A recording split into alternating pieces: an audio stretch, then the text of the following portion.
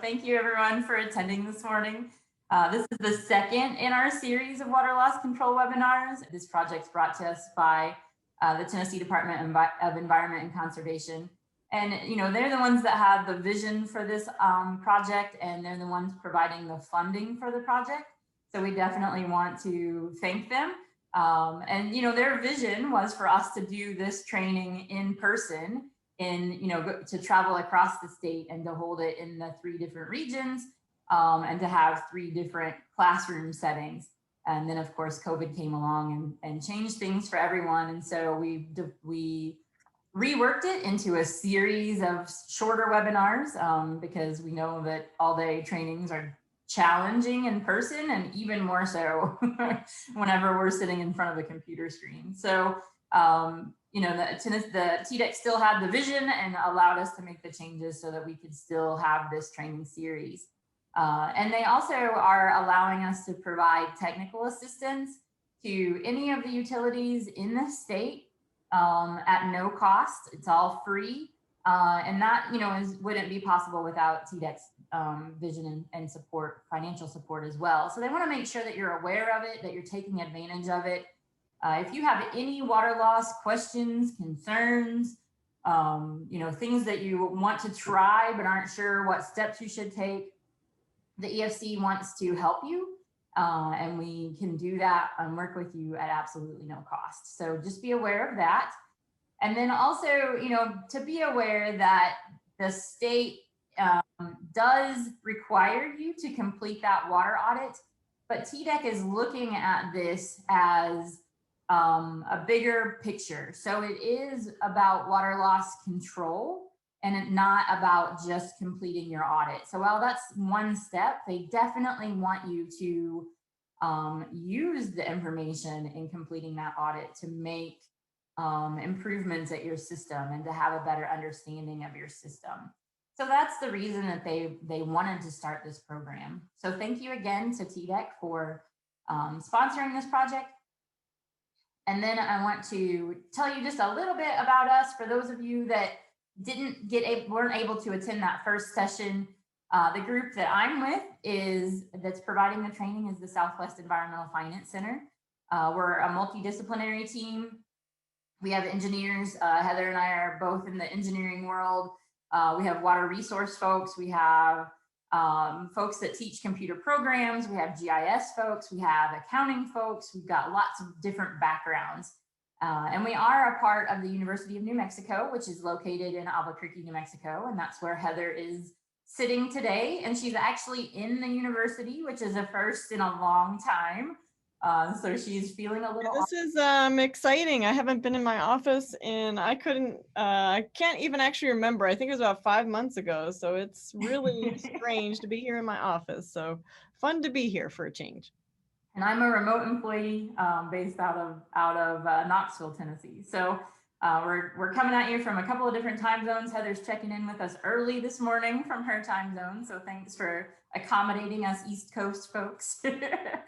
Not a problem. From the slide, you can see our mission statement.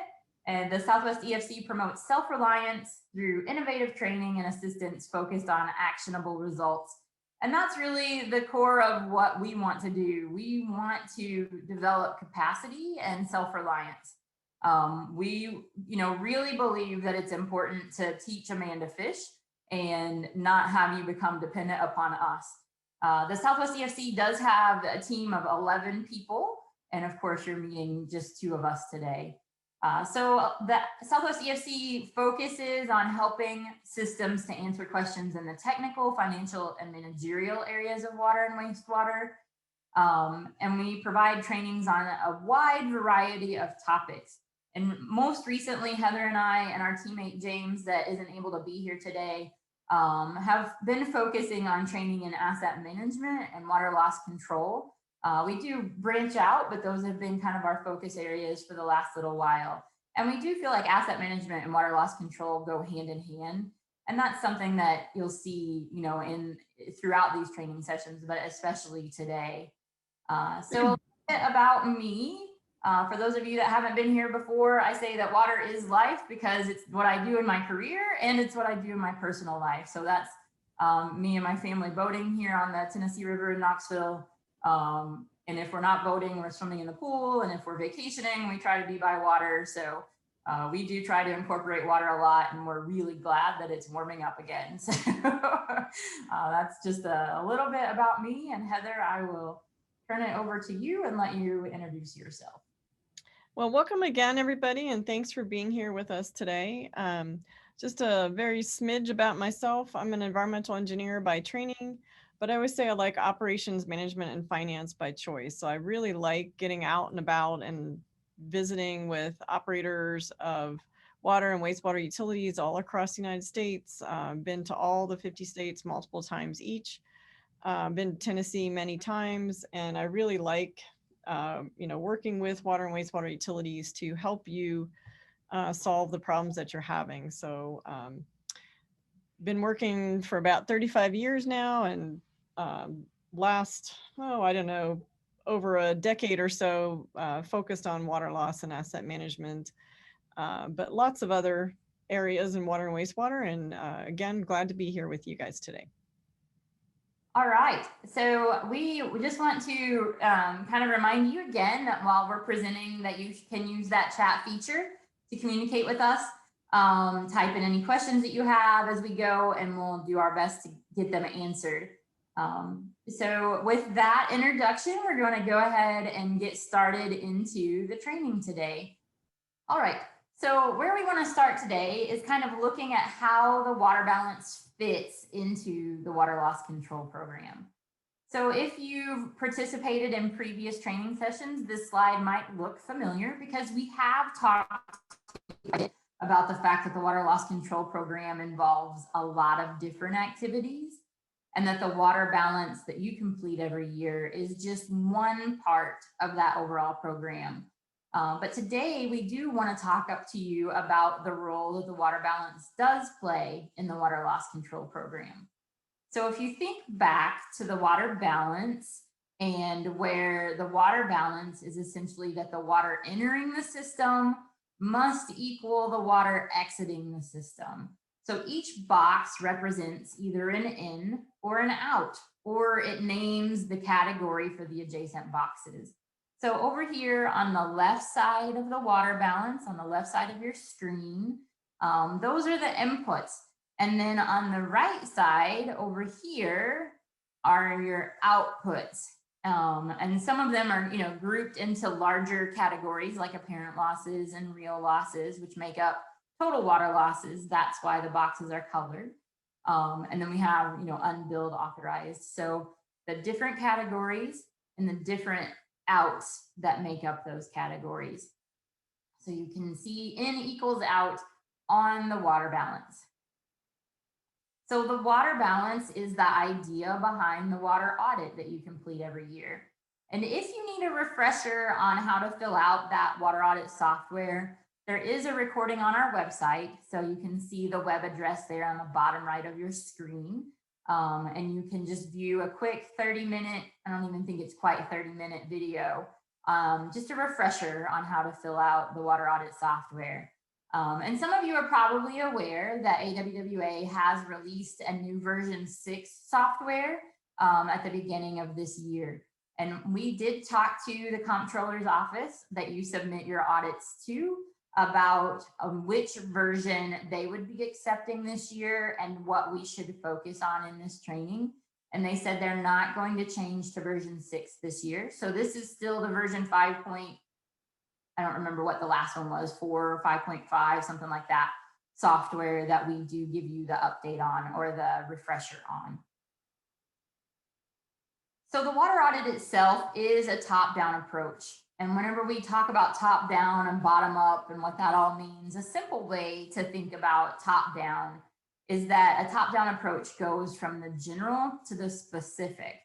And then the bottom-up approach begins at the more specific and then moves towards the more general. So the top-down approach really seeks to identify the big picture and all of the components that go into it, while the bottom-up approach focuses its analysis on the specific characteristics. So for the audit, you're using your known information or the volumes that you estimate from all the places that the water comes from and all the places that the water can go to then estimate the volume of your water loss. So you're starting with that broader big picture and then moving to the specific. So that's kind of the top down approach of the water audit. And so there are some, really great things about the water audit, and then there are some limitations to it. So we want to make sure that you're familiar with those. So the water audit is intended to provide very, specific information to the water utility, but not very exact numbers or volumes. So when we look at it, here you can kind of see that the audit does help the utility account for all of the water.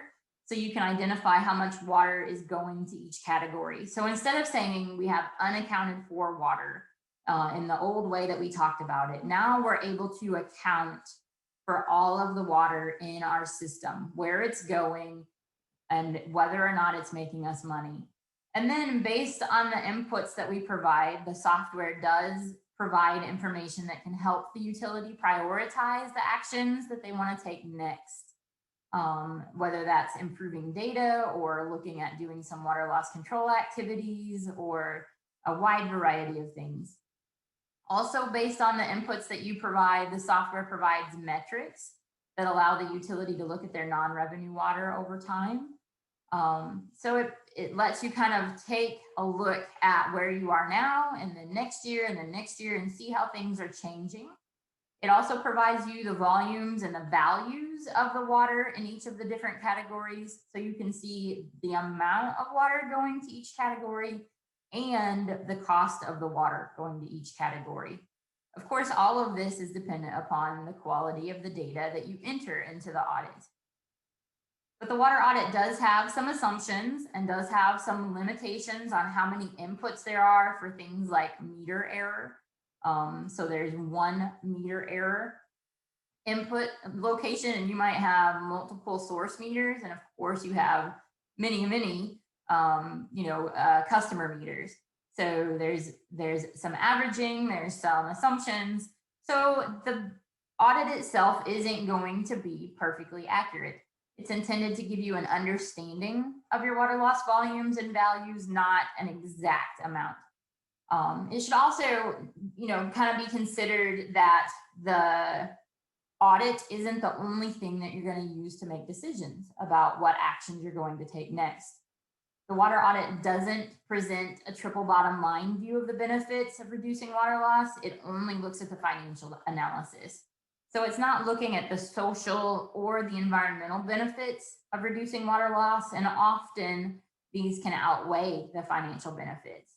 And finally, the audit can't determine where the real loss is coming from. There's not enough information for the audit to be able to do so, but there are other ways to determine where the real loss is occurring. And we'll talk about that in much greater detail in some of the coming training sessions. So the audit produces results in 3 basic areas. It gives you the volumes of the water for each applicable category. It gives you the value of that water based on the economics of your system. And those values include the information you put in for the cost of operations and the variable production cost of your water system. And finally, it gives you the validity of the audit, and that's based on those individual data grades that you assign to each data point. And those help you make decisions about how to proceed in the future. But the audit is only as good as the data that you use to populate it. So what's missing from this picture? Well, since some of the inputs are averages and some of them are estimates, the audit's accuracy is limited. So the more that you work at having accurate data, the more accurate the results are. But what happens if any of your numbers is a bit off? Well, we want to take a look at that. So remembering your balance, the real loss down there in the bottom right is the outcome of the whole balance. It's calculated based on your inputs for all those other boxes. So how does the data quality affect this number, the real loss? Well, if any of your inputs isn't perfectly accurate, the errors are going to show up in that real loss number. So if, for example, this is kind of where your actual numbers were at and you undercount your inputs, your volume from owned sources or your water input, your water imported, then your real losses are gonna be undercounted. On the other hand, if you overcount your inputs, your real losses will also be overcounted. So it carries through the math of your inputs being part of the equation and the answer being the real water loss to that equation. So if you under or overcount your inputs, it's going to be reflected in your real water loss. And then the same thing happens if the outputs are inaccurate.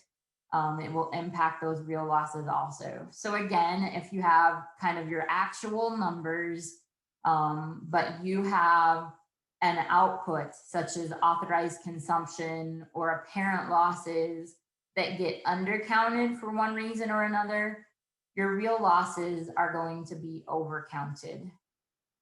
And then if you overcount any of those outputs, your real losses will be undercounted. So again, your outputs can affect the outcome of your audit if they're inaccurate. And then if you happen to have errors in your inputs and your outputs, your real loss is going to be affected as well, and it will reflect those errors. So you could be going up with one error and down with another.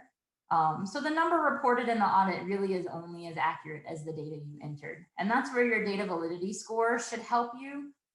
It should help you to understand where the inputs and the outputs may be more or less accurate. But you also need to understand that each number you enter into the audit is impacting that volume calculated for real loss. So if you're kind of guessing at it or using your best information, but it's maybe not, a really great accurate number, it's going to reflect in that real loss. So if your data going into the audit isn't very accurate, the results aren't going to be very accurate. And the decisions you make about how to move forward in that case should include improving your data quality. So I see a couple of chats coming in here. Heather, can you check them for me? Yeah, so I actually just posted a reminder for people to type in their questions. We did have a question, do the different colors mean anything yet? So I think if you just go back to that slide that had the different colors, we can just mention that. So it does actually have, just for visuals, the blue is all the water supplied over on the left. And then the blue to the right, the authorized and the billed authorized consumption are also shown in blue. Technically, maybe that could have been in green. That one billed authorized could have been in green, but the green on the right actually signifies revenue water. So that green does matter. That's the revenue water. So green for money, green for revenue. And the red, the bright red or I don't know, red is the non-revenue. So maybe that's sort of a symbol of not quite as good because you're not getting money.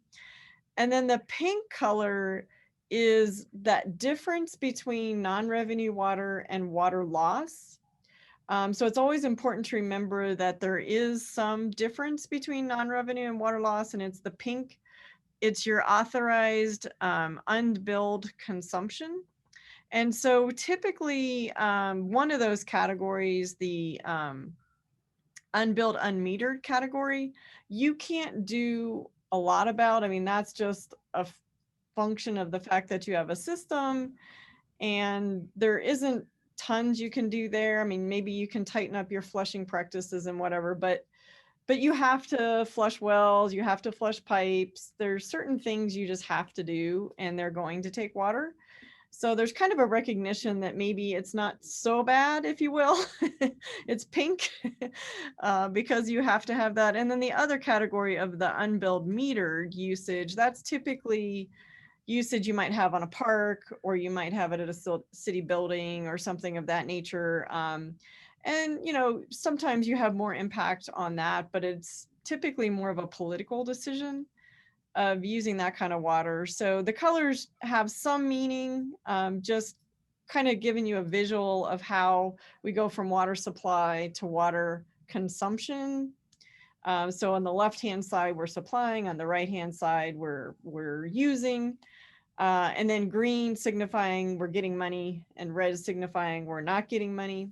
And you will note, I don't remember if we've said this before, but the size of the boxes is not supposed to be reflective of how your balance will actually look. We hope that non-revenue water isn't like, what about 3/4 of the total? We hope that it's not like that, but it's hard to display the all those boxes with all the words if we don't kind of make the boxes a little bit bigger so we can write the words in them. So don't pay any attention to sort of the magnitude or the size of the boxes. It's just meant to show that everything equals everything else. So each of those columns would equal every other column on the balance. So hopefully that helps explain the colors. And then with this example, we do kind of use the size of the boxes. So hopefully you're kind of more like these boxes where your green is considerably larger than your red. Your money making is bigger than your non-money making. But that's the reason for using the water balance, is to have. We did have one utility with 90% non-revenue water. So hopefully that is not you, because that's a real dilemma. If 90% of our water is not generating revenue, then the 10% that is has to be charged at a pretty high rate to make up the 90% that isn't. So that's a really, really rare occurrence. Not one that we would like to see again. So the water balance, the color coded water balance, is shown in the water audit without all the colors, but with the same boxes. So you can see the volume from own sources and the water imported here make up your total ins. And then all of those little green boxes are up here in your revenue water, and all the red boxes are down here in your non-revenue water. But what we want to point out here is where these yellow arrows are, is that when you complete your audit, you can see in the water balance that it says that the real losses are not broken down beyond the real loss volumes. So you have to decide what you're going to do with that number. You can't see where your leakage is really happening. Is it happening on the mains? Is it happening on the service lines? Is it happening at the tanks? So you have to kind of think about what that number means and what you're going to do with it. And you have to know too that if you're using default values for some of these numbers up above, for things like the unauthorized consumption, or apparent loss, the other apparent loss areas here, the systematic data handling errors, then you're using those default values and you're saying your real losses are based on the assumptions for your apparent losses. So while this software does give you good information, it wasn't meant to give you extremely specific numbers. So it is just one tool that you can use in your toolbox, in your overall toolbox, but you do have other tools in there that you can also use. So if we think about it, what's in that toolbox, and how we can go about making decisions, the water audit does give you good information when looking to identify your real water loss. It helps you account for all the water in your system, and it provides you with those volumes and the values for that water. And that's all great information to have. But understanding the limitations of the audit is also important too, so that you don't make decisions without fully understanding what the audit is getting to. And the audit is a top-down approach. So if you combine it with a bottom-up approach of a component analysis, you're going to know a lot more. And then if you add it to the other tools in your toolbox, it's going to help you make the picture that much more complete. So the water loss control program should have many pieces. It shouldn't just be the water audit. It does require many pieces to make a whole. And the more pieces that you have, the more complete your water loss control program will be, and the more successful your program will be. So that's kind of how the audit fits into the overall water loss control program, is that it does give you good information, but it's not the only tool you have. So it's a good starting point, but we definitely want you to go farther. So that's a little bit about the water loss, the water audit and the water loss control program and how they fit together. So we're going to take a bit and kind of shift gears here.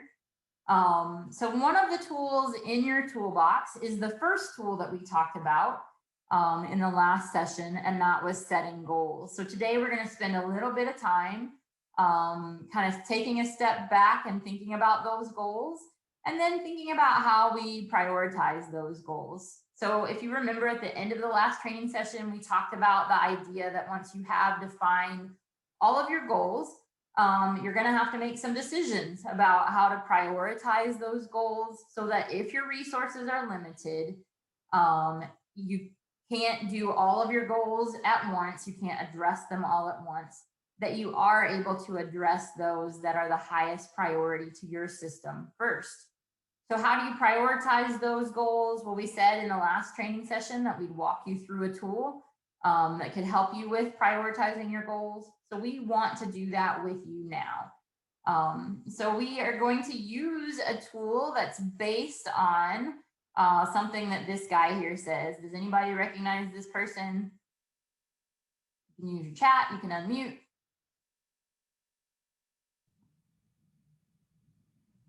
Somebody must know who he is now. Come on. It's Dwight Eisenhower. All right. That is correct. It's Dwight D. Eisenhower, and he was the Supreme Allied Commander during World War II, and later, of course, the US President. And this exercise is kind of based on a quote of his.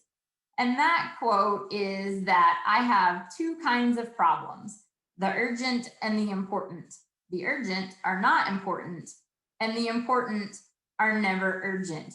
So we're going to kind of take that idea of urgent and important tasks and kind of compare them to one another. So even though he says that one is not the same as the other, urgent are not important and important are not never urgent, we feel like for prioritizing goals, we do need a little bit of both. So what he's really getting at here, what we want to base it on here, is that there are urgent tasks. So those are the ones that have to be dealt with immediately or pretty soon. And then there are important tasks, and those should contribute to your long-term mission and goals. So we're going to, let's see here. We're going to take a look at the goals that we provided in the handout last session. And we're going to prioritize those goals using this idea. So we have a matrix that has your importance versus your urgency. And we have the goals on Post-it notes on the side. So we'll move those Post-it notes into this matrix to help us prioritize these 9 goals. So Heather, I think, do we want to do it in the larger group? There's 10, 11 of us now, I think, if I'm looking right. Or do you want to do breakout rooms? Let's see. Let's try the breakout rooms. Let's see how that goes. Okay. So with the breakout rooms, it'll just be a smaller group. So we will ask you to unmute if you're capable and to turn on your camera so it's easier to see when you want to talk. And Heather will lead one breakout room and I will lead the other, and we will each have this screen up and shared in the group. So if you bear with me for just a second here, I'm going to put us into the breakout rooms. Okay, we are back. All right. I think that we're, everyone's made it back, it looks like, so we're in good shape. Heather, I think we'll let you share your screen and have you guys share your outcomes first, and then we will share ours second. Okay, and Eric is going to be our report out person. And we're just gonna, again, just as a reminder, we'll report out the diagonals. So this box, and this box. So Eric, if you want to take it away. Okay. We opted to choose item F, the percent of customers with automated meter reading will increase by 10% per year until 100% capacity is realized as our high urgency, high importance category. Then we went with item A. We will improve data quality related to water sources by implementing a master meter testing and calibration program within 2 years is our medium urgency and importance. And then our low urgency and importance was the percent of water loss be reduced below 5% by 2025. And I do want to share one thing that I'm just want to let everybody know that Marguerite said that they're interested in doing this in their utility. So I've told her we're like real excited to learn how that goes, and we'd be happy to help if they need help, but real interested in seeing how they're able to do this with their own utility goals.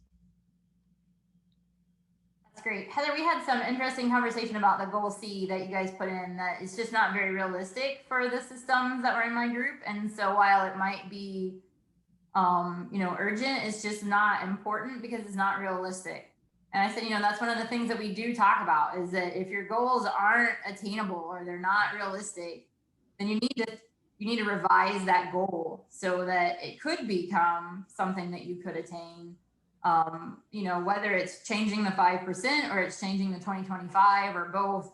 But for the purpose of this exercise, it does, I think, create some good discussion sometimes. But it was a point for us, was that while it does seem that it would be important, or it could be urgent because the 2025 goal is not that far away, it maybe is less important because we just know that there's no way we're going to be able to spend that kind of money, or we're going to be able to make that kind of change in that time frame. And that's not what we want goals to be. We don't want them to become low urgency and low importance because they're poorly written.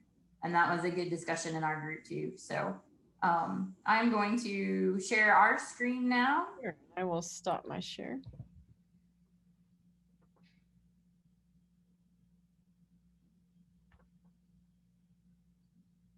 All right, and we had we had Simon nominated, so Simon's gonna share for us. And Simon, you were automatically muted when you came back in the room, so make sure you unmute. All right, here we go. Up in the upper left-hand corner, we went with H, the non-revenue water as a percent of volume supplied will decrease 0.5% each year. We looked at that as high urgency and obtainable. And then in the middle box, we got G, the water loss control audit will be validated by a third party every 2 years, self-audited every other year. That's really a leftover between all of those on that row. It kind of fit that one spot.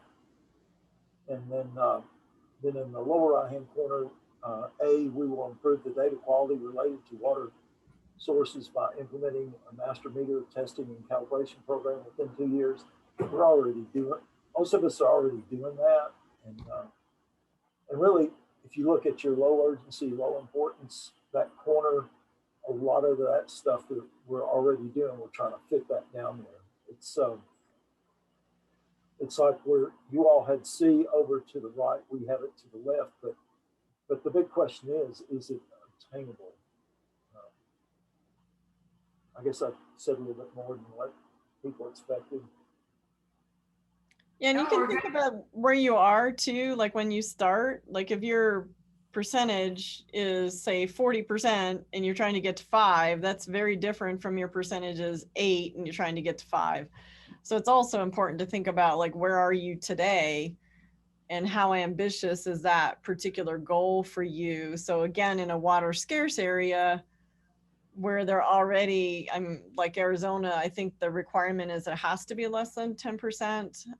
And they try to be super, super low. So for them, they're already going to be below 10%, and utilities in Arizona will be closer to that goal maybe than utilities in other places. So that would be another thing to look at to say, well, okay, are we, way above the goal or right near the goal? Because that would be a matter of like how realistic it is, based on your starting place. Yep, we had that same discussion in our group. I think I gave almost the same example, Heather. Great minds think alike. So it was an interesting discussion for our group that, some of these things we're already doing.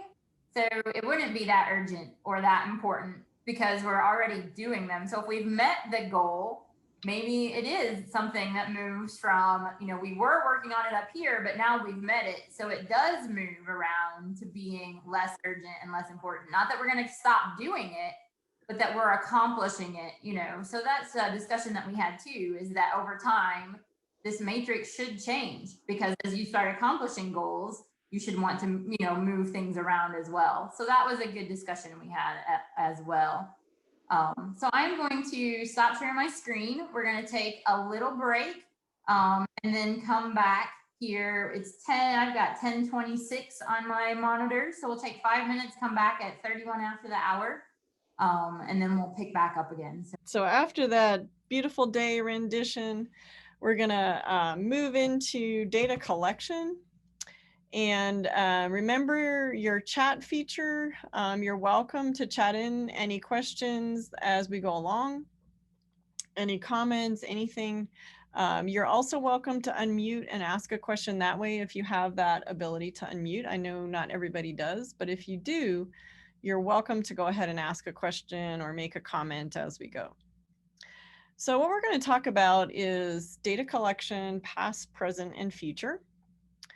So the first question I have for you is, do any of these look familiar as ways you might have collected data in the past? And all of these are pictures that I have taken at utilities.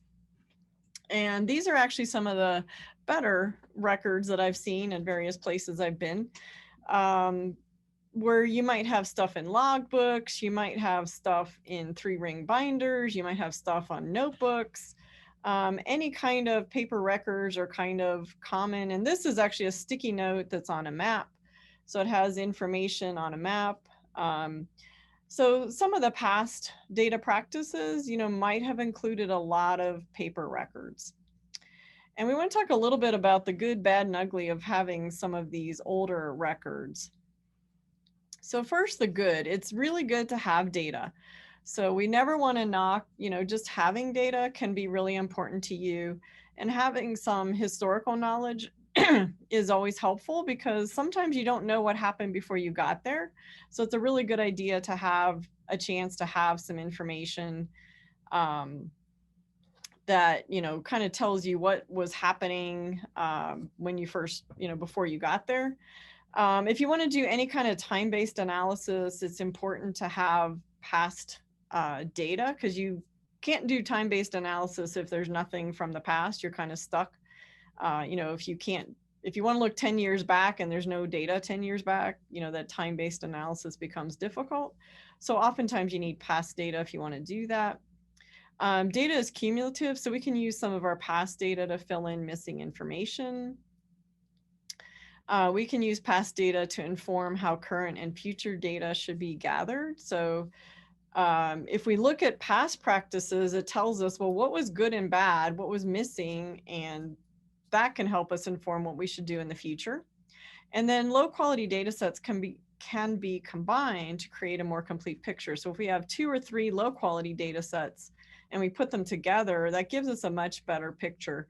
One example of this is we had a couple of operators that each had a map book in their car, and they would write information on the map book about pipe breaks and pipe types and things that they found as they were in the field. And each one of them alone was kind of low quality data because you'd have to go through each map and you have to get the handwritten notes.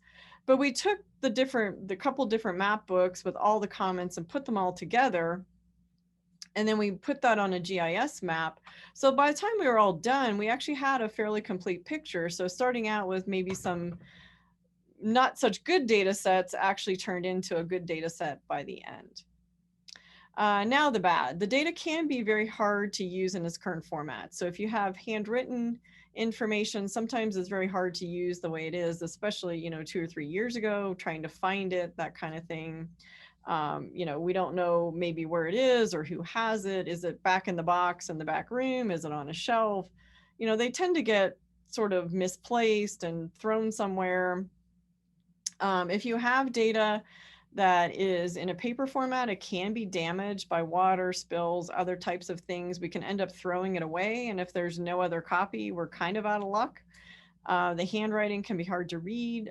There's no QA, QC, that's quality control, quality assurance for paper information.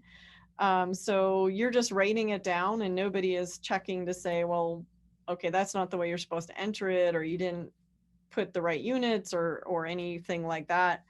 And there's limited standardization. So what one person would write may be very different from what another person would write. And so maybe you've called it one thing and then another operator calls the very same thing something different. So it's hard to compare what's going on. And it may not be the data you want, it's the data you have. So this is the information we've got. You can't go back in time and change anything. So as much as we might like to, there's not the ability to say, well, darn, I wish they would have collected, what type of break it was. If they didn't, they didn't. This is the data you have. There's nothing you can do about that. And then if you have past electronic data, we've talked a lot about paper data, but there can also be past electronic data that might be stored in outdated formats. For example, remember the little floppy disks? I had a whole stack of those that when I moved my office the last time, I just threw them out. I don't know what information was on there, but I guarantee you I couldn't read them anymore. So it doesn't really matter what was there. It wasn't something I could ever access again. And there's even like newer technologies are becoming more like that, stuff on CD-ROM. I have no CD-ROM capability on my computer. I don't have any device anymore that could read it. So we have to think about how our storage practices, sometimes we can't use that information. So finally, the ugly of past data, it can take a lot of time, effort, and energy to move from one type of data to another. So if you want to take these paper records and create more of a computerized data system, whether that's a database or a spreadsheet or some commercial program that you bought that you want to put the information in, it can take a lot of work to take the information out of the format it's in and get it into a new format. So we've talked a little bit about past data. We want to talk about what data collection practices we have right now. So we might still have logbooks, paper records. Just because you've moved into 2021 doesn't mean necessarily that there's no paper records at all. In fact, it's rare to see a utility that doesn't have anything, logbooks or any kind of paper records. You might have moved into some simple spreadsheets or simple programs on the computer, and you might actually have some very sophisticated programs. You might have something that has, dashboards. You might have something that's like a commercial product that you bought and it saves data for you. So you can have any or all of these different types of data collection practices. They can be very mixed and matched. And again, that's really common, that data is collected a couple of different ways within a utility. So you might have paper and simple spreadsheets. You might have paper, some simple spreadsheets, and some more sophisticated programs. So it's very common to have a mix and match of these. The better question is really, do your current data practices meet your needs? You want to think about, what you want to use the information for, so that you can ask yourself, do I collect the right information? Is it collected in a format in which I could use it? Does it answer the questions I want to answer? And how hard is it to collect and store the information I need? So if I'm asking somebody to take a bunch of data and it's very difficult for them to do it, it's difficult for them to store it. So maybe, they go out into the field and they take a piece of paper with them and they're writing information on the piece of paper. And then they have to come back in the office, take the piece of paper, sit down at the computer and type it in. That could be a real, time consuming thing for somebody to do. They won't want to do that. So instead, if I just created a phone app, like a real simple phone app, and all they had to do was pull up the phone and type a couple of or touch a couple of drop-down menus, it might be way more likely that they'll collect that data than the other data. So think about those kinds of things too, of, are you making it easy for your folks to collect and store the information you want? So in the future, as you think towards the future, from where you are today to where you might want to be, is there data that you should collect that you're not currently collecting? So if there's information that you think, boy, it would really help me if I knew, let's take theft for an example. That's one that systems probably know the least about. And oftentimes we'll talk to a utility and say, is theft a problem for you? And like, well, not really. And you say, well, how would you know? Like, do you collect data about theft incidents that are found? Well, sometimes I hear about it, but oftentimes it's not collected in one place. There's not like a central repository where you could put in any kind of theft incident that you find. So maybe, somebody gets caught hooking onto a fire hydrant that wasn't supposed to be, or a customer gets caught messing with their meter and, in some way stealing water that way, or you find that somebody removed the meter and put in a piece of straight pipe. Do you have a central place to put all that information? And if you don't, you really should, because you want to see, are the number of theft incidents going up over time, or are they staying pretty steady? Or are they decreasing? Or, I got 5 last year and I got 10 this year. What does that tell me? So think about data you should collect that you're not currently collecting. And then think about how you're storing your data. And do you want to change the way that you store your data? So if you were storing it in paper files, do you want to change it to computer?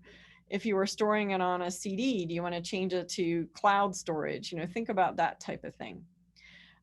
Should you change the way you analyze the data? So maybe you're doing some simple graphing or something. Well, maybe I want to do a little bit more with that data. So how should I analyze it? Should I create some visuals? Would that help me explain what's going on?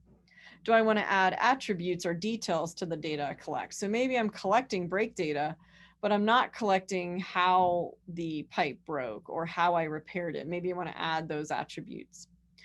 Do I want to improve the quality or consistency of the data? So for example, is everybody calling a mainline break exactly the same thing?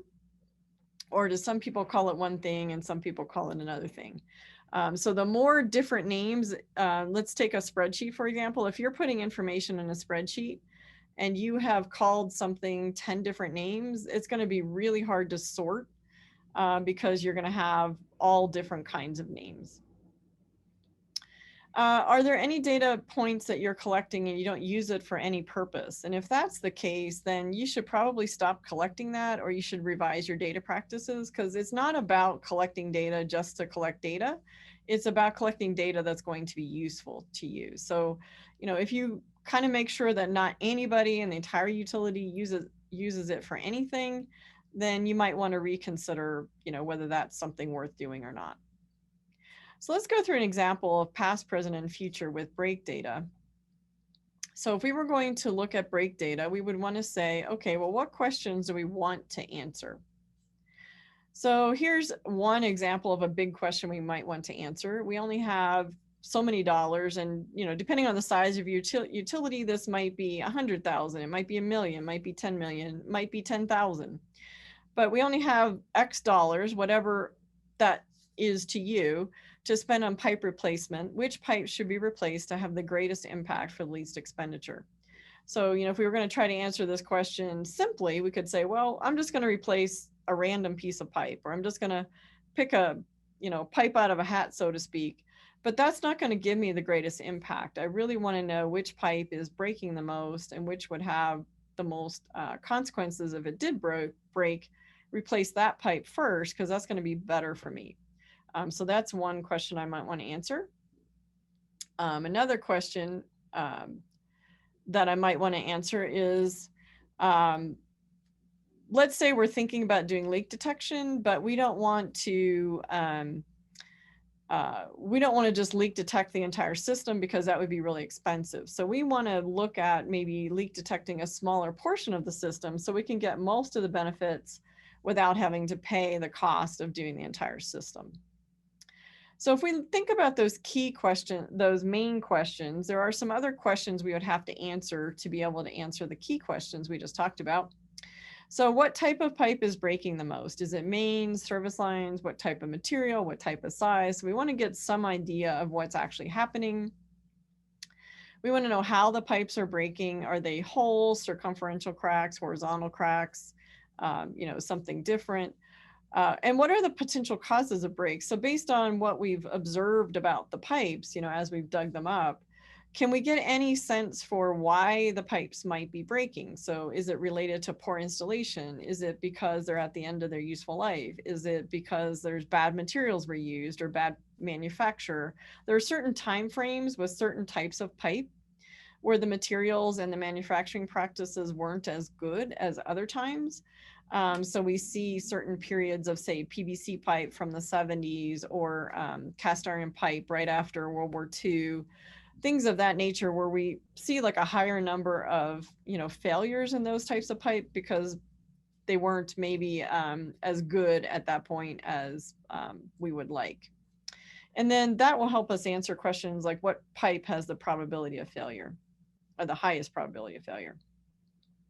So the types of data we need are things like the type of pipe, break locations, type of break, size of pipe, pipe material, cost, cause of break, condition of pipe. And you can think about, other things that you might want to answer, but this is like basic data we would want. And then we want to think about over what time period we want to analyze the data.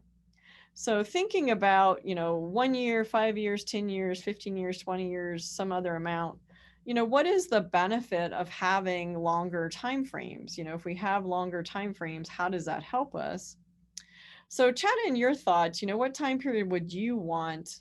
So if you had the ability to look at data on pipe breaks and you wanted to analyze, kind of make projections in the future as to what pipe's going to break, how far back in the past would you like to go to kind of think about what's been happening in the past? So go ahead and chat in, just a time frame. What do you think would be good? So I'll just put in the chat time frame for analysis. And we got a couple of 5 years.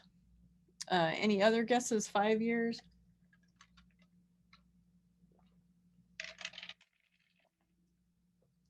$10 years? And my answer is as long as you possibly can, where you have decent data, because it really is important that we don't just have 1 year worth of data, because it can be an anomaly year. Look at Texas not too long ago, where they had that polar vortex deep freeze business, and there was a lot of pipe breakage. If all they looked at was 2021 data, it might give them a skewed picture of how many pipes break and what type of pipes break, versus maybe if they look 10 years prior to 2021, they wouldn't see that kind of impact. So you could tell that that was an anomaly year if you had 10 years worth of data. If you have 1 year worth of data, you can't tell that. But some of you typed in 5 years, and that would also help us see that anomaly. So it's good to go back at least 5 years, definitely longer is better. But what does it mean if we're going to have longer time frames? It probably means we're going to have to access some kind of older data, whether that's in a computer, in maybe a program we don't use anymore, or it's an outdated version of a program, or it's, on a CD that we don't have a CD reader for anymore, or it's paper. It's highly likely that you're going to access some data that, isn't ideal. So it's important for us to assess the cost and benefits of using this older data, like not just rush in and say, well, we'll use whatever we have. We do want to give it a little bit of thought to see whether this is the right thing to do or not. So on the cost side, you have to think about it's going to take time to find the information, take time to get the data into a new format. It might require outside help. We've actually done this exercise for utilities where they've paid us to go through their old data and create new data sets. And that can take, a lot of time and effort. So there's an expense associated with that. And if you're trying to purchase software or hardware, like maybe you don't have a computer, you're going to buy one now, or you want to buy a particular program that you didn't have, that cost needs to be considered. And then the benefits related to this are the ability to have data add to your overall knowledge base, to be able to answer your questions, inform aspects of operating and maintaining the utility, confirming the validity of existing data. All of this is, really important benefits. So we need to weigh the costs and the benefits. And anytime the costs outweigh the benefits, perhaps it's not worth the effort to get the past data. So just a simple example of where this might be the case. Maybe we have a situation where main break data has been kept in logbooks. So the operator goes to the, his book, opens it up and writes down, there was a main break on 27 First Avenue. It occurred at, this street, and it was just it was repaired or something with no other data. So for the past 10 years, we have these logbooks. So that would be 30 logbooks because we have 3 different ones. And if you think about, every day, there's probably at least 1 page in that logbook filled out. Most likely it's more than that. So now if we had 30 books times minimum of 365 days per year, that's a lot of pages of logbook to look through. And then what if that break data is interspersed with lots of other data? So we have to really read through every page to find it. And the break data is limited to just the date the break occurred and the approximate location. So the benefits are we would have a little bit of information about the number of breaks that occurred and approximate locations. We would get an additional 10 years worth of data, but it's going to come at a really high cost. It is going to take us a lot of time and effort to get that data. And because it's fairly limited and it's pretty expensive to get it, we might say that the cost would outweigh the benefits in that case. When the benefits outweigh the cost, it's most likely worth the effort to incorporate the past data. So this might be a case where the the data on breaks is in a paper work order system. 10 years are remaining. The rest got thrown away. The paper work order break locations are by address, type, size, date, and time. The paper work orders include all activities. So you're gonna have to search through a lot of break records or a lot of work order records to find the breaks. So the benefits are that we would have the number of breaks that occurred that year. We have locations by address. We have details about the breaks. We could convert this data into a better format, and the past data can help us verify our current data. In this case, we might say that the benefits outweigh the cost, so we would move forward. Sometimes you can add past data. This is an example of a utility that hadn't paved its streets in about 20 years. We didn't have very much data at all about pipe breaks, but we knew we had this record of pavement cuts. So we went out with a GPS unit, and you see it there in the middle of these pavement cuts, and we GPSed all the pavement cuts. Now, is it a perfect record? No, but it's pretty good. The operators could tell us things like, based on where it is, it's water or it's sewer, it's main or it's service. Customers also came out of their houses when we were doing this, and they would share information with us. So we actually got a decent data set out of just going back and getting these pavement cuts. So, be creative. There might be other data available to you that, you didn't have before. And then think about, even interviewing past operators and collecting information out of their heads. That's, again, it's not the best data in the world, but at least it's somewhere to start if you don't have any other data. So looking at our current data practices, again, we want to collect all the data we need to answer the questions we posed earlier. So in our example, again, we were looking at replacing pipe. And, do we have all the information we want? Is it in the right format? Are there any changes we should make to the way we collect data today to be able to help us answer questions? So when we mix our past and current data to try to, again, look at pipe breaks, maybe we find in the past we have some data sets, and currently we have some other data sets, but there's still some holes where we haven't been collecting data. If we compare, we can do 14 years worth of data and trending on a couple of data types, and we can only do 4 years on a couple of other data types. So it's important for us to remember that sometimes our data analysis is going to be a little bit bifurcated where we can't have all we want for every type of data, and that's okay. And then we can also look at filling in the gaps in the future. If we remember, there were a couple of data types that we were not collecting. So if we want to do that in the future, we can change our data practices. So the future we can have that. So from 2022 on, we can have trending across all the kinds of data we want. So remember that we can always change our practices. So we want to think about how the data helps us answer the questions. So if we wanted to answer the question of how pipes should be replaced, identifying trends in the pipe break data, and identifying the specific pieces of pipe that are breaking the most will really help us figure out what to replace. The cost of repair data, if we have that, can be used to figure out the best time to replace rather than keep repairing our pipe. Like, you know, in my neighborhood, at my utility, they repair over and over again. And I guarantee you there's some pipe that they have spent more than the cost of the pipe by the number of times they've come out and repaired it. Using all the data for pipe breaks determines what changes can be made to reduce future problems.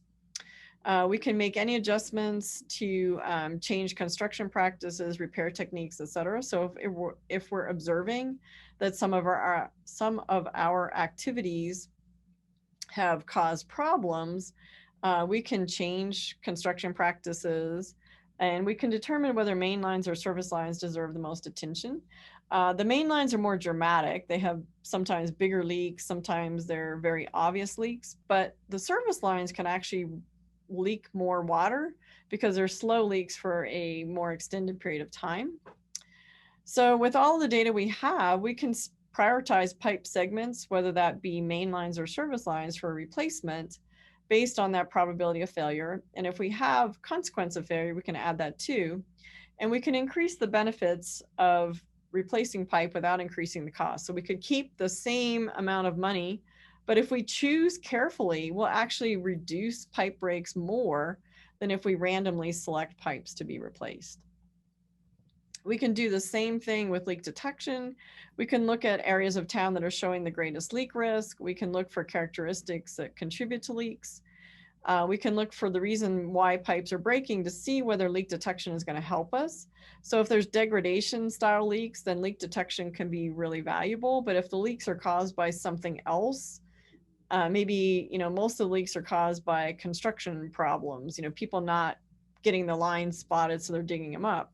Well, leak detection is going to be a lot less effective in those cases because those are happening with, you know, very specific incidents rather than, you know, just by pipes degrading across the system. We can use data to determine the subset of pipes that should be leak detected. And for those pipes identified as needing replacement rather than repair, we don't need to leak detect them because they're already slated to be replaced. So we can just, you know, skip those and do the other pipes. So that will help us sort of figure out the smaller subset of pipes that need to be leak detected. So in summary, we want to consider the questions we're trying to answer. If the benefits of the data outweigh the cost, gather additional data to use in the analysis. We want to consider how well the data meets our needs in the current data. We want to change data practices to meet the needs for future data going forward, and then use data to help us make data-informed decisions. So with that, we're going to talk a little bit about data and some data examples now and where we want to go with that. So Dawn, I think we can make use of the chat feature, and we're going to do this as a big group, and unmuting capabilities to go through this exercise. Sounds good. So what we thought we would do, since we've talked about break data, we'd go into a different kind of data, and we would talk about customer meters and customer meter inaccuracies. So we're not thinking about your big production meters in this case. We're thinking about small, well, not necessarily just small, but we're thinking about customer meters, those meters that go to your residences, your businesses, your institutions, government buildings, whatever you have, whatever you have in your distribution system. So the first question is, how much do you really know? Like if we think let's focus for a moment on just the smaller customer meters. So these are your typical residential meters. Maybe they're 3/4 inch, maybe they're 5/8, maybe as much as an inch. So kind of like that size meters, whatever you use for your customers. How much do you know about your meter inventory? Do you know sizes, manufacturers, the date you installed them, total flow through? I mean, do you have a pretty good understanding of your meter inventory? So use the chat or unmute, whichever you prefer, to just let us know, do you have a good meter inventory? And say, if you don't want to type a lot, you can just say yes, like we have a really good inventory. No, we don't have a very good meter inventory, or so-so if you have some of the characteristics, but not all of them. So yes, no, or so-so to keep you from having to type a whole bunch. So we have a couple of yeses, which is great. When we were in the breakout rooms, and we have the goal of switching to AMR or AMI meters, it seemed like a majority of the folks in my group have AMR meters and are in the process of switching to AMI meters because their AMR meters are starting to decrease in accuracy. Or some of the systems are just starting with a meter replacement program. So this question is really maybe timely for those folks that are in that process of transitioning, that it seems like, oh yeah, we should have a really great inventory because we're in the process of switching. But is that inventory really being updated, or is it just going one for one, that the account stays the same, so the billing switches to this new process, but are we really sure that we have captured all of them in the process of switching these meters out? Is it while we're in this process, is a great time to address this question. So it seems like several of our systems today are in that position. That's absolutely true. And we have one person who wrote in that they have a very good inventory, which is great. I mean, that's the starting place, really, is getting a handle on that inventory and what's out there, who the manufacturers are, what type of meter they are, how many you have. Like it's really fundamental to doing anything else, is kind of, what's out there. And so many systems really don't know.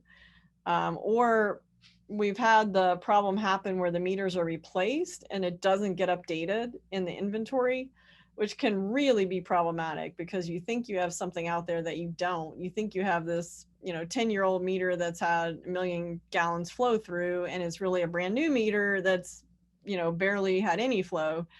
And so that can really throw you off. So as you're getting those new meters, making sure you keep your inventory updated is really important. So let's think about your customer usage.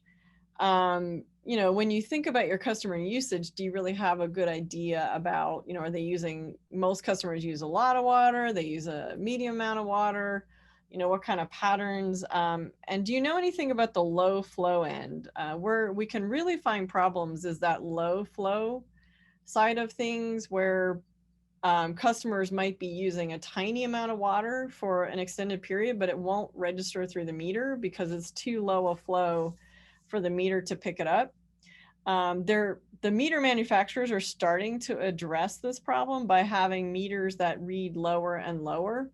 But if you don't have meters that read the really, really low flows, that's something to consider, is that, every customer might be causing some amount of error, because when they're using that really tiny amounts of flow, and James, who's not with us today on the webinar here, has an example where he put his drip irrigation system on, just, which drip irrigation creates, very little flow, and he checked his meter and the meter wasn't turning.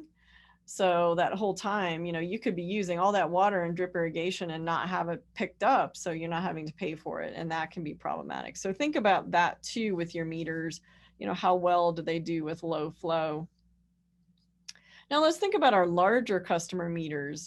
Do you have a good handle on those large customer meters? Things like how many, what type, how much revenue, And so I'll ask a question here, just ballpark estimate, you know, your best guess. Nobody's holding you to anything. This is just us here. You're all among friends. What do you think the split is between revenue from your larger customers, your businesses, your commercial customers, your industries, you know, anything like that, versus your residential customers? Do you think it's 50-50, you know, 90 residential, 10 commercial? What's the estimate? And again, just ballpark is good enough. You know, how much do you think is coming from commercial versus residential customers? So if you could just chat in. So we have a 70-30. And then residential we'll have as the first number, 60-40. What else? What others? 90-10, 60-40, 60-40, 90-10.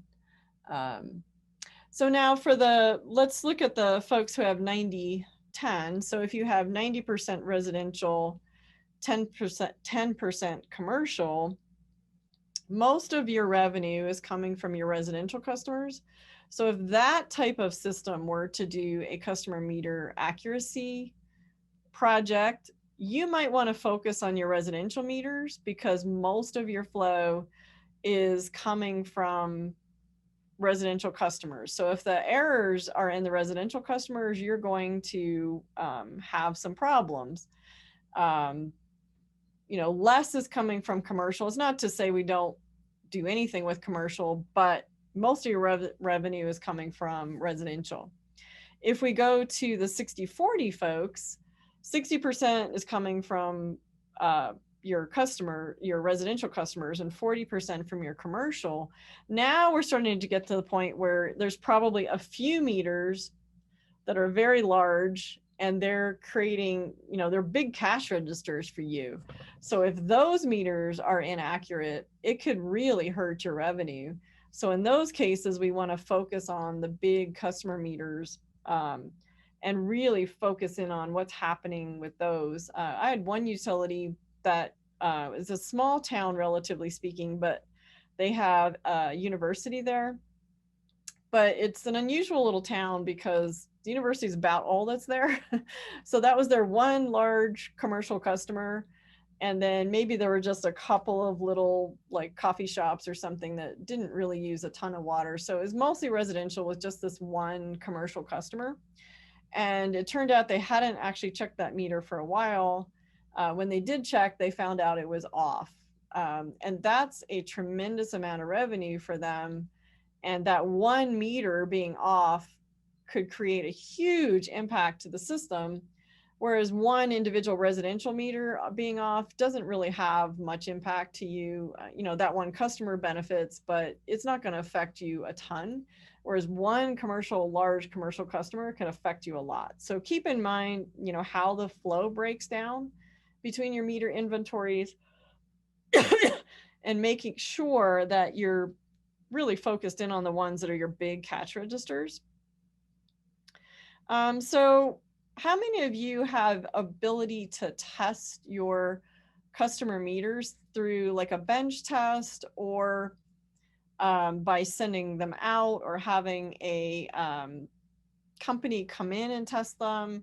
Are you able to test your meters? So if you can just chat in whether yes, you can test them. And if you have a bench test apparatus, if you could chat that in, that would be great. Because we just like to get a feel for the type of testing. So they bench test residential meters, and another one bench test.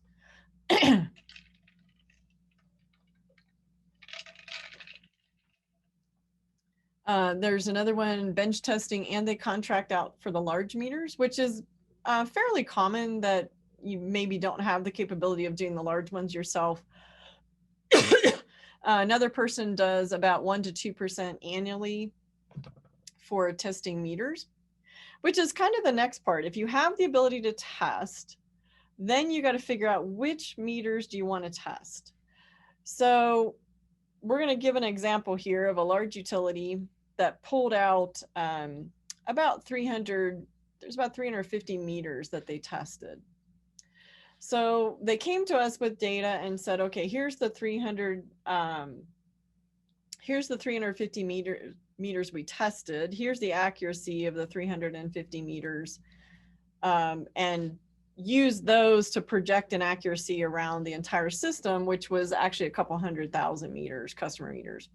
And this was just small residential. They actually test all of their larger meters every year. So what do you think a logical first question would be? If we look at the data, there's 350 meters. What would be the question I would want to ask, or did ask as the very first question about these 350 meters?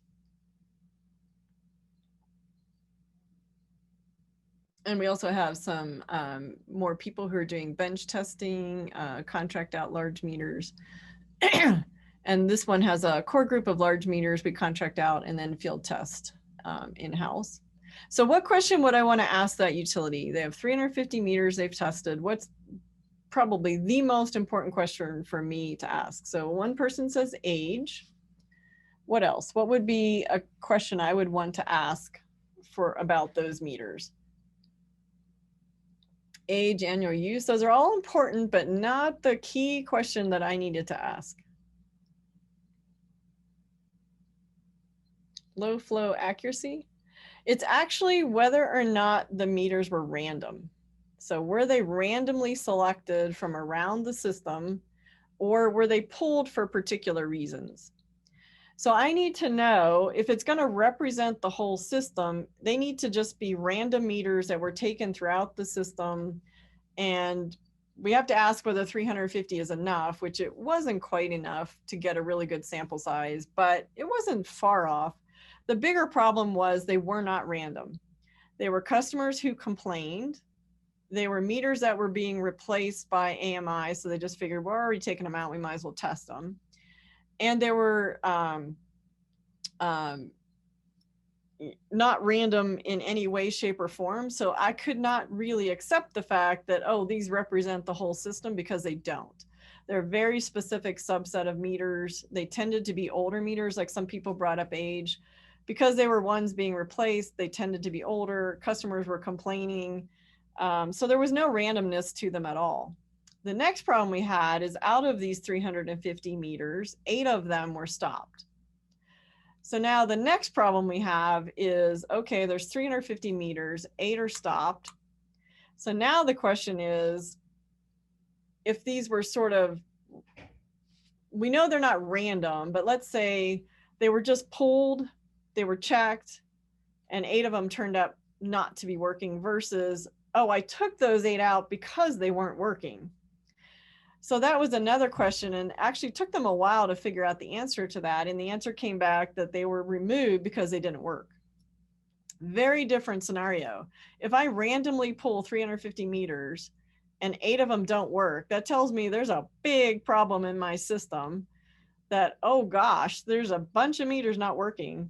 If I have pulled 8 meters because they didn't work and I just want to check them, that tells me something completely different, that, oh, well, I took them out because they weren't working.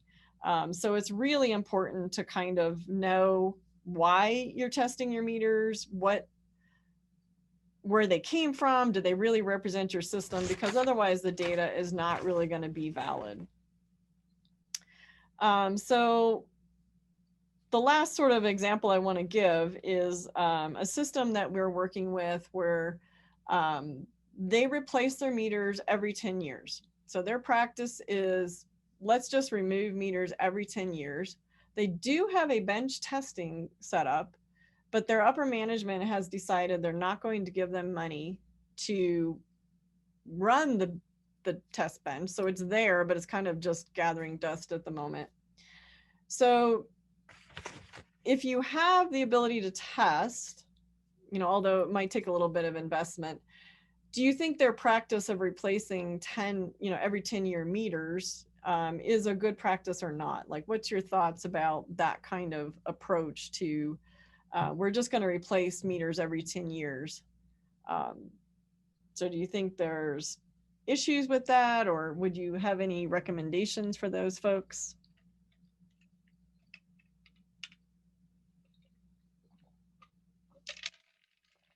Think about the cost of the different options, the cost of replacing the meters versus the cost of maybe getting data. Does this seem like a good practice? Feel free to unmute. Yeah, definitely. Feel free to unmute and just talk to us, because that could be way easier than. So one answer was, with today's meters, we're able to go longer period, not the best idea. I completely agree. The meters that we're purchasing now, the manufacturers are saying that these meters can go up to 20 years. So it wouldn't be a good investment for us to just start replacing every 10. What we have thought about is, once our meters reach 10 years, is that's where we would start testing a random set of 10% of what we've installed that are 10 years old, and then progressively continue that on. If we see problems earlier than 20 years, then we may consider replacing those groups based on age. And I wish you could talk to that utility, because I think you're spot on, which is sort of advice we gave them as well, and somebody chatted in, they're potentially replacing good meters. I couldn't agree more. They're potentially replacing good meters, because until you have any information to tell you the meters are not working properly or within whatever your tolerance for error is, you're just blindly replacing meters, and you could be spending a ton of money. Like, every 10 years is pretty high dollar. So we actually made the suggestion to them to fire up the test bench, start checking some meters, like Simon was saying, maybe at the 8-year, 9-year, 10-year mark, to say, well, are they really that far off of accuracy? Is it worth all that money to maybe gain a little bit of accuracy if they're only off by, a percent or two? Do we not want to maybe just correct for that in the audit and not replace them to maybe 15 years or 20 years? So I think when you're spending that kind of dollars without any data to back you up, you're really kind of asking for trouble. So, I think it'd be great if we could sort of have them come on and have you guys give them advice, because I think that's problematic. I just want to point out quickly, Heather, that Cole made the comment too. He said, I would do random testing when they were replaced and get an overall health of them to decide. And that's absolutely, if they have that capability of the test bench, shouldn't they be using it for data? Shouldn't the data be driving their decisions? So that's exactly the recommendation. So with that, I'm going to turn it back to Dawn, and unfortunately, I'm going to leave you in her good hands for the rest of the time here. I have to run off to a doctor's appointment that took months to schedule. So unfortunately, I can't stay the rest of the time. I apologize for that, but I thank you all for being here, and we're here to help if anything comes up. And with that, I'm going to turn it back to Dawn. So thank you all for being on. Thanks, Heather. So now is the perfect time. We'll just go ahead and take another quick break, 5-minute break. So we'll come back at 23 after the hour. And then we'll wrap it up with the last section here, and we'll get you some tools to take with you at the end of the session today. So 23 after the hour, we'll come back and regroup. Make sure that you use that chat feature to ask us questions. I guess it's not us anymore, it's just me now. But to ask me questions at any time, and I will do my best to get those answered as we go. So feel free to ask questions as we go. So what we want to do now is take a look at how the data you have will be used in different areas of water loss control. So we're going to look at 3 different data sets. We're going to look at source volume data. We're going to look at customer metering data, and we're going to look at break data. So Heather talked in detail about customer metering data and break data. So I'm going to show you kind of a summary of those, and we're going to look more deeply at the source volume data. But we do want to understand how that data is going to be used in your water loss control program. So we're specifically going to look at those 3 data categories, and then we're going to look at 4 different areas of water loss control. We're going to look at the water balance. We're going to look at measuring goals. We're going to look at component analysis, and we're going to look at benchmarking and see how that data would be used differently for each of those areas of data analysis. So for this example, we've got the 3 data sets, the 4 areas that you can use data. And as you can see here, the data for each category is used differently. And we're going to take a deeper look at this. But as we walk through these examples, we kind of want you to be thinking about how you would use the data and how it would help your water loss control program succeed. So when we think about the source volume data, of course, it's going to be used differently in each of these report out areas. And we're going to take a closer look for this specific category of how it's used in just a bit here. But first, I want you to kind of think about your data for water entering your system, for your volume from owned sources, as it's called in the audit. Where is that data stored? How often is it updated? Who has access to it? Is the data quality what you want? Now think about where the data comes from. How many sources do you have? So of course, this number can vary greatly from system to system. If you're a surface water system, you may have just one source meter. If you're a groundwater system and you have a large number of wells, you may have a large number of source meters. And of course, those volumes should be metered, but how are those meters installed? How often are they inspected or calibrated? So when you think about your meter installation, and is it installed properly? Why is that important? Well, it definitely can impact the meter accuracy. So thinking about your meters at your sources, do you have straight pipe with nothing between the pipe or between the appurtenance and the meter for a few pipe diameters? So there used to be kind of an old rule of thumb that we'd have 10 pipe diameters upstream and 5 downstream. But of course, that doesn't work for every type of meter. On the newer meters, you can have less straight pipe diameters. But you still need to kind of think about the installation. And you also should think about when those meters were installed, were they tested for accuracy to make sure that they're reading accurately where they're installed. We've seen meters that are incorrectly installed that over-register by 40%, and others that under-register by up to 40%. So an error like that would have huge consequences in your audit. So if that meter, your volume in, is wrong, it's going to have a huge impact. And then is the pipe the right size? And for that matter, is the meter the right size? I've seen installations where the meter is a 6-inch meter just because the pipe needed to be 6 inches. And that's not necessarily true. If the pipe needs to be 6 inches, you may be able to have a much smaller meter, but that means you've got to have reducers. So are the reducers right next to the meter? If so, your meter is probably not as accurate as it could be. So the reason I want you to think about your sources and how the meters are installed is because this volume is so very important in understanding your water loss. So we're going to take a look at the categories listed on the table here now that you're kind of thinking about your meters and where they're at and how they're read and where the data is stored. We're going to think about how that data could be used. So remember what I said earlier, the water balance is based on the fact that water can't be created or destroyed. So all the water that goes in must come out. That's the basics of the water balance. So knowing what goes in is pretty important.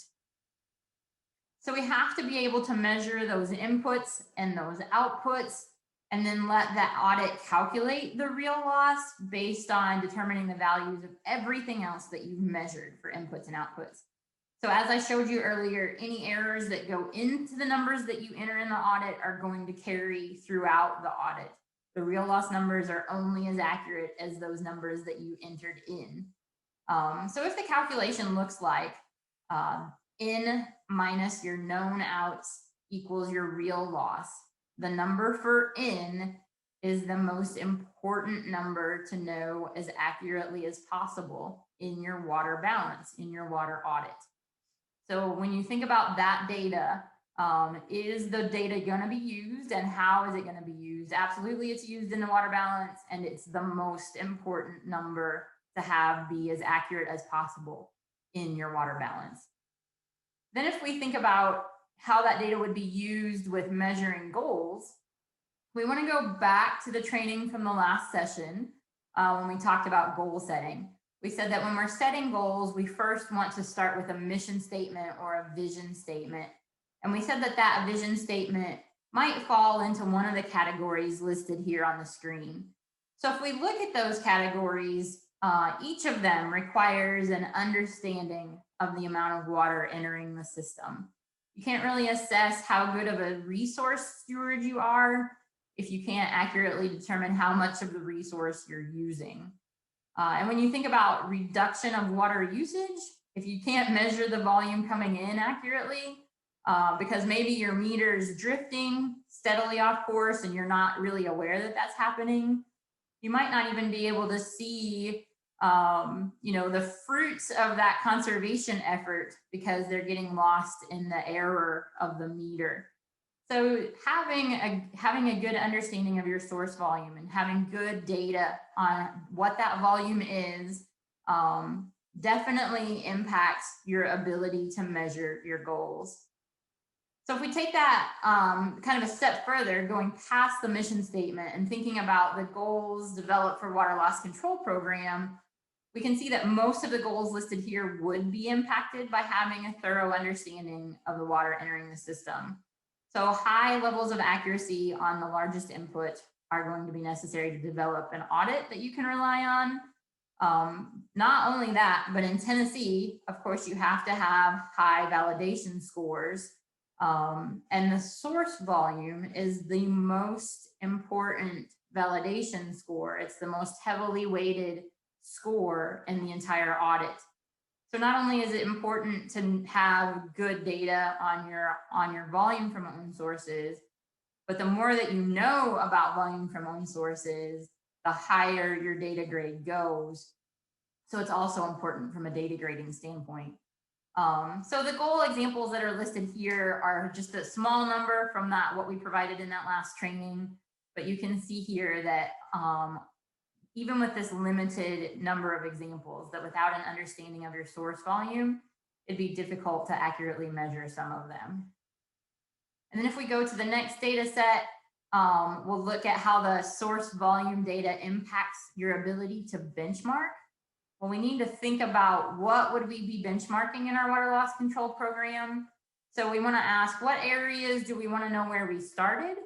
And then where are we at in the future? So a benchmark is where we're at right now. And then we can compare that in coming years to see how we've improved over time.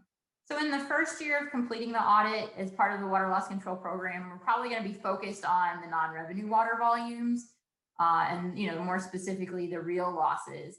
And then we want to take a look at those validity scores and what that's telling us about our data accuracy and the next steps that we might want to take.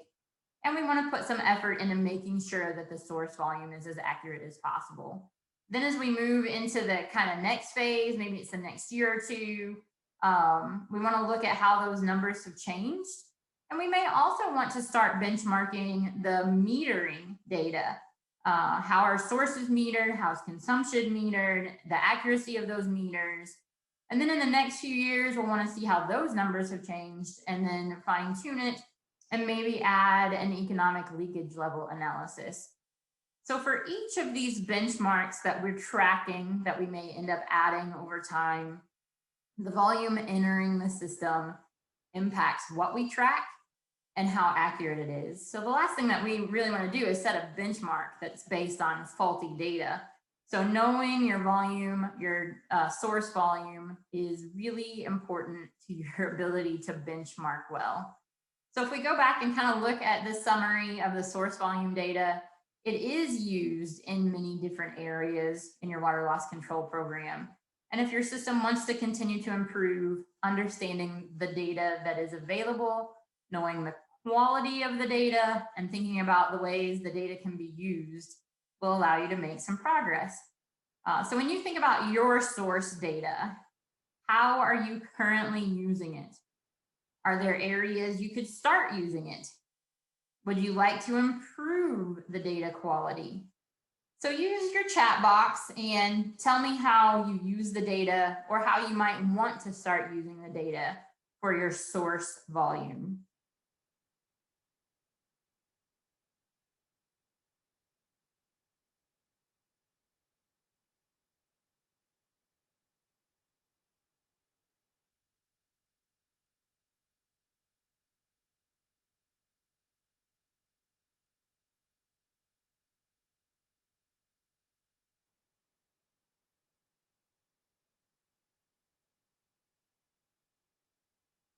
Are you using that data the way that you want to? Are there ways that you could start using that data to better improve upon your water loss control program? So think about how you're using it and share with us how you're currently using it and how you might want to start using it. Any thoughts? Anybody willing to share with me? I know we're getting towards the end of the hour here. We're going to make it. I've got a need to improve data. Absolutely. I think for most systems, the data quality for volume from own sources is something that often can be improved upon.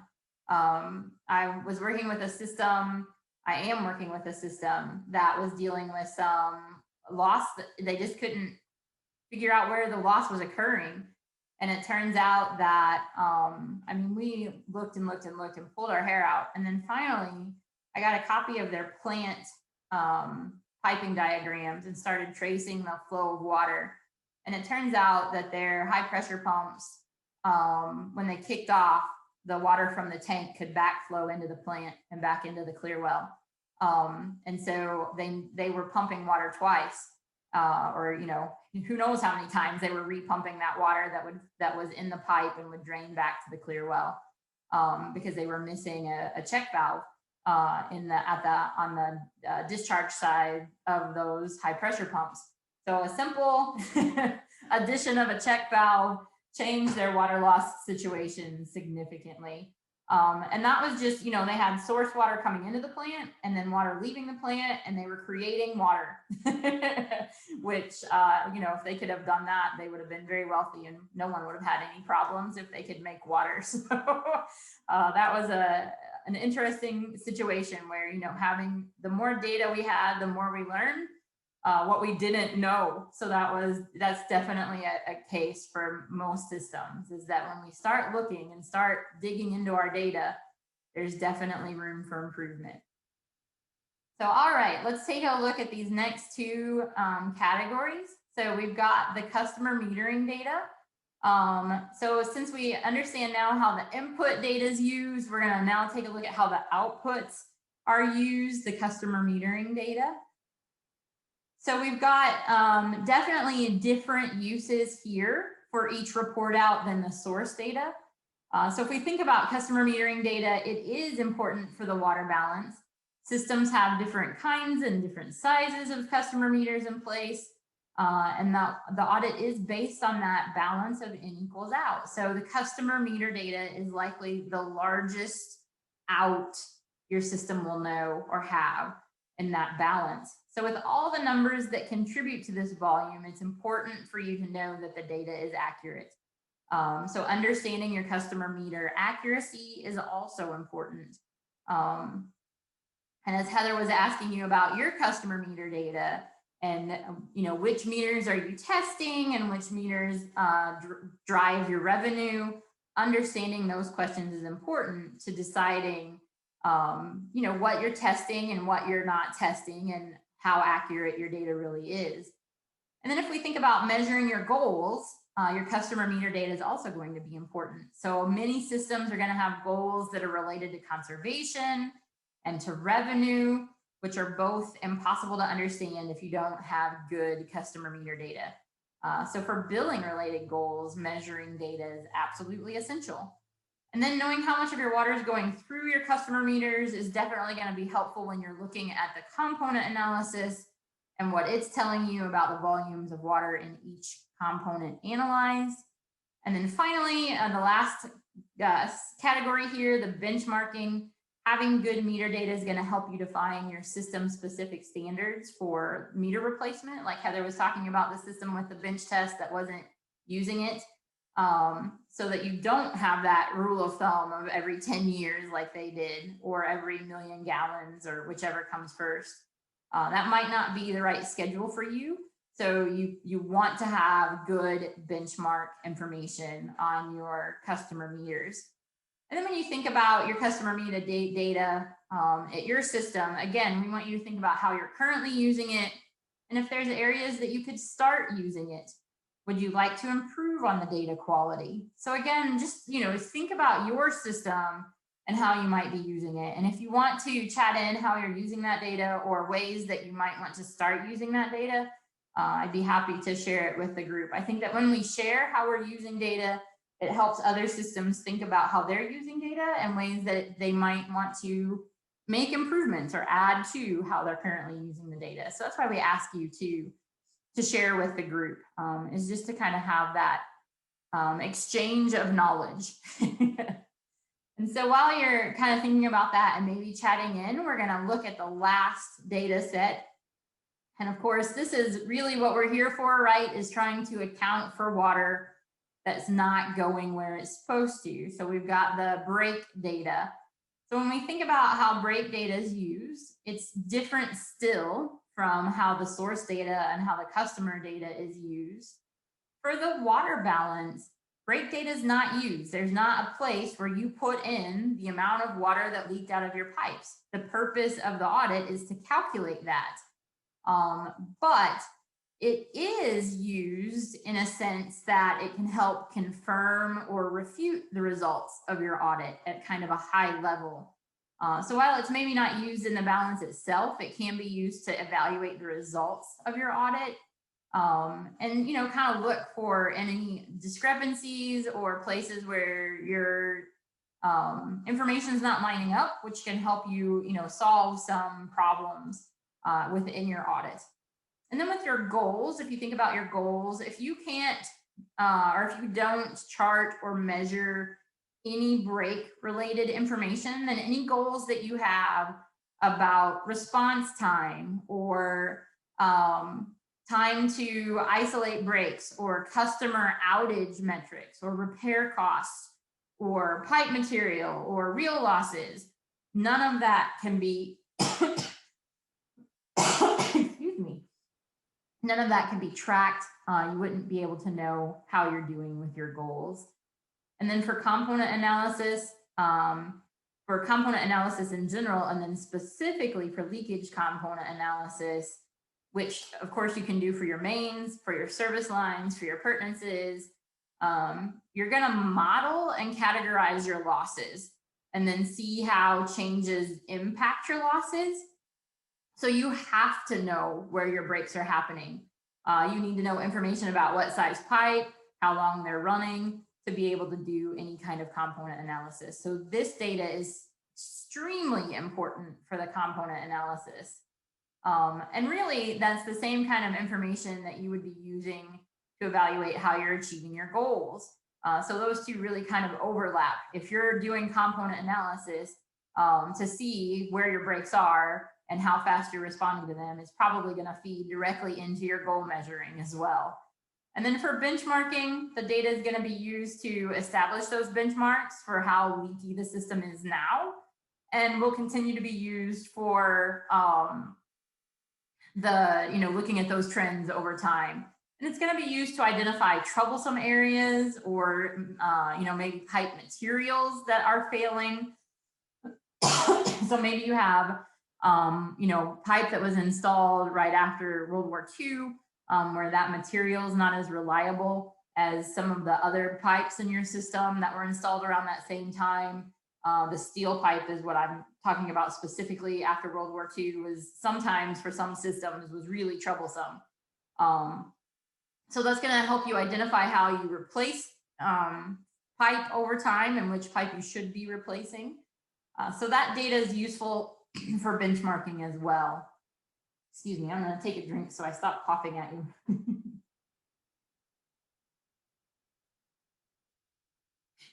All right, hopefully that'll fix the problem. So we're almost done here. Let's go take a look at the comparison again. Here we've put it all back together. So not all of the data types will be used for every type of analysis, but almost always it's going to be used in more than one area. And the data can help you make decisions and it can tell the story of how your system's doing. So it's worth putting some thought into what is useful to collect, how to store it, and who to share it with. So now that we've talked about some of the ways we can use the data, we need to think about why it's important. How does it help you? So in your water loss control program, if you don't know how much water you're putting into the system or how much is coming out, you can't make informed decisions about how to address your water loss. You'd have to use your best guess, your best knowledge that you have of your system and begin trying possible solutions. So you just kind of try some random solutions. And this is often a costly way to go about solving a problem. So the more data that you have about your system, the better able you are to apply a solution that targets the specific problem. So you go from that blurry picture about your system to the much more crisp, clear picture about your system when you have good data. So that's why it's important, so that you have a clear picture of what's happening within your utility.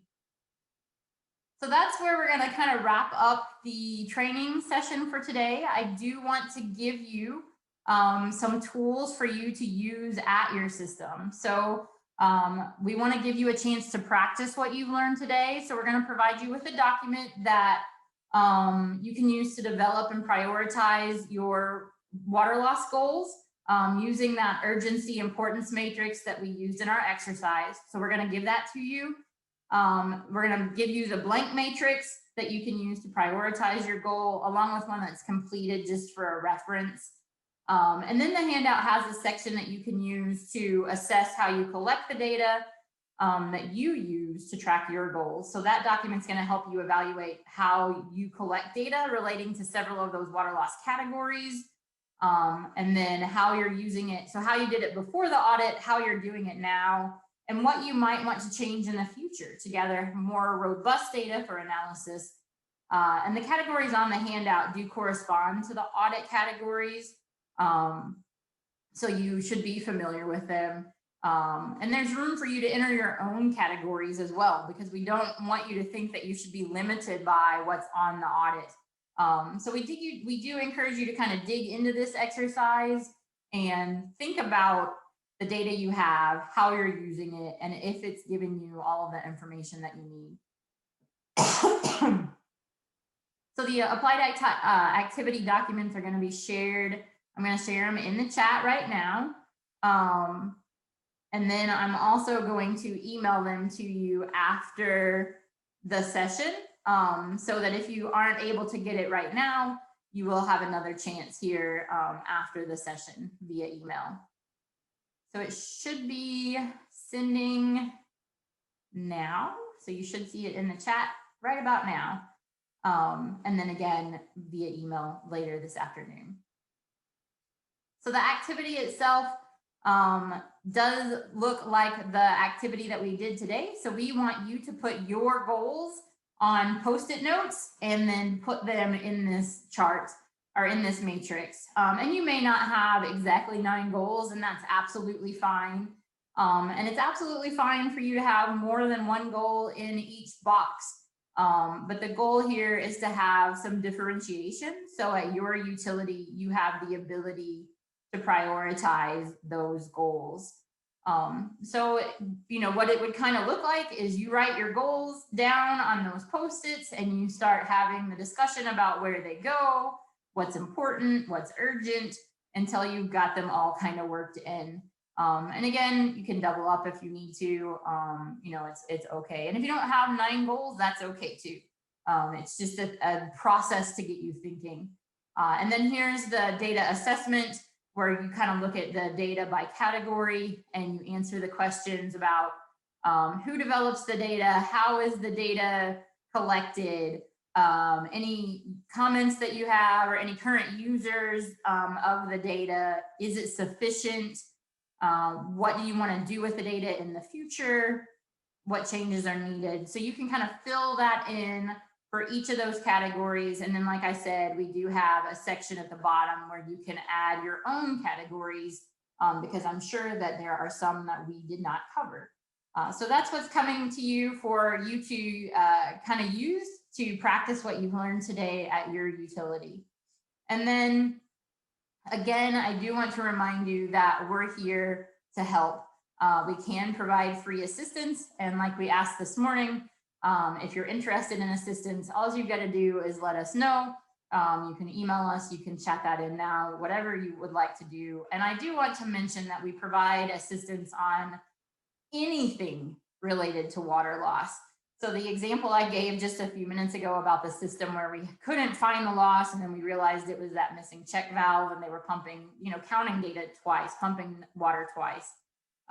We can do something like that with you. If you're struggling to isolate where this loss is coming from, or if you're not sure if your meter accuracy is sufficient, or how you should have a random sample of meters, or if you name it, anything related to water loss. So it doesn't have to be just based on today's training or the last session.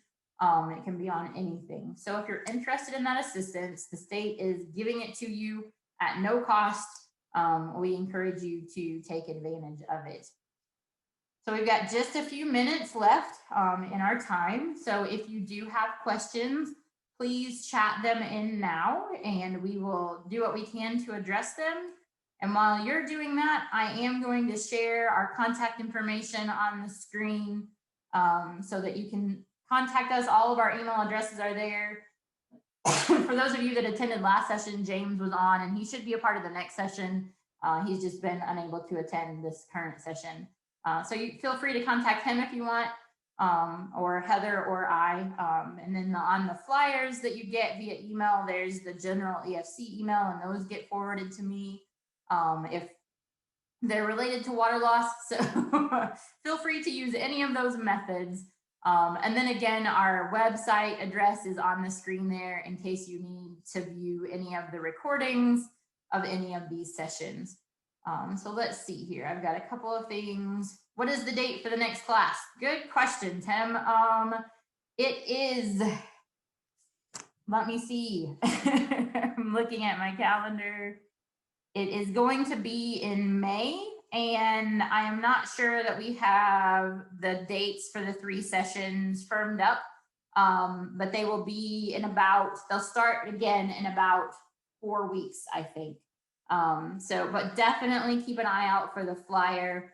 And Tim, if you want me to email you the specific dates after, I can do that for sure. Just let me know. So if you want to get them on your calendar, or you know what, I will just stop sharing my screen and I'll look and confirm it right now. That way, everybody knows.